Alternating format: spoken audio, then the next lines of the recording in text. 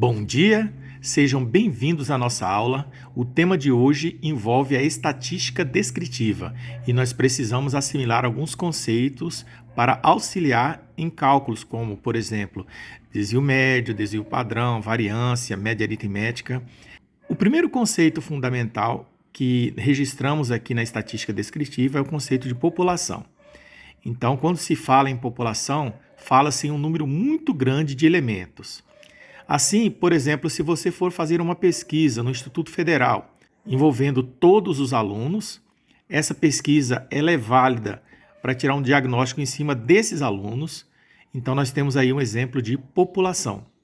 Porém, se desse total de alunos selecionarmos, por exemplo, 5 alunos por turma, e então o diagnóstico for válido para todas as turmas, nós temos aí um exemplo de amostra. Um bom exemplo de aplicação da estatística descritiva seria o caso, por exemplo, de saber qual é a opinião dos eleitores em relação à escolha de um determinado candidato. Então, você não precisa consultar todos os eleitores, ou seja, a população inteira. Você precisa retirar pequenas amostras, né? É mais interessante, que são escolhidas aleatoriamente. Pode-se tirar uma conclusão sobre, por exemplo, qual que seria a melhor opção ou o melhor candidato, né? O que está melhor nas pesquisas. Tudo bem? Então, já falamos sobre população e falamos sobre amostra. O terceiro conceito aqui envolve a variável contínua e a variável discreta. Observe que a variável contínua, ela assume qualquer valor no intervalo. Então, se tivermos, por exemplo, o peso de uma pessoa pode assumir qualquer valor. Uma pessoa ela pode ter 50 quilos, 50 quilos e meio. Obviamente, esse valor refere-se à massa, né? Mas o peso também é reflexo disso, ok? A velocidade também é uma variável contínua.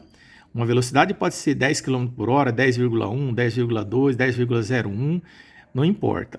Ou 100 km por hora. Então, se você escolher um intervalo, por exemplo, de 0 a 100, o automóvel pode assumir qualquer valor. Então, a velocidade aqui, né, pode ter qualquer valor num determinado intervalo. Então, esse é um exemplo de variável contínua. Já a variável discreta, ela é mais restrita. Ela não assume todos os valores num determinado intervalo. Aqui nós temos um exemplo, que seria o número de pessoas. Então, se você tem a quantidade de pessoas presente num recinto, por exemplo, tem que ser uma quantidade inteira. Então, ou é 30 ou 31. Não existe 30,5 pessoas. Então, este é um bom exemplo de uma variável discreta. O próximo conceito a ser assimilado é o conceito de dados brutos, que são os valores coletados na sua pesquisa. Exemplo, vamos dizer que eu fiz uma pesquisa para identificar a idade de 6 pessoas. Então, a primeira pessoa tem lá 18 anos. A segunda pessoa tem 24 anos. A terceira, 19. E a quarta, 16. A quinta, 20 anos. Esses aqui são considerados dados brutos, que são aqueles dados que eu colhi na minha pesquisa nessa ordem. Quando nós organizamos esses dados, e aí eu vou entrar com um quinto conceito aqui, é o conceito de rol, tá? Então, o rol seria essa amostra aqui, ela deve ser colocada em ordem crescente ou decrescente para determinar o rol. Então, vejamos aqui qual que é o menor dos elementos.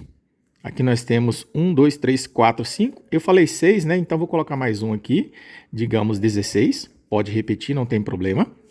Então, o menor dos valores aqui é o número 16. Aparece uma, aparece 2 vezes. Tá?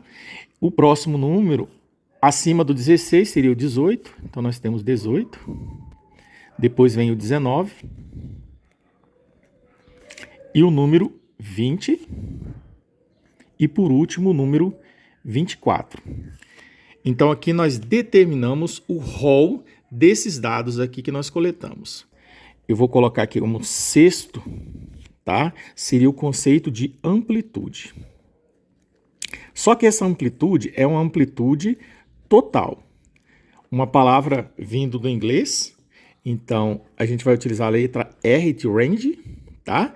E a definição de amplitude total, se nós tomarmos como exemplo aqui essa amostra, nós podemos dizer que a amplitude sempre será o maior valor que eu coletei, que seria aqui 24, menos o menor valor, que é 16.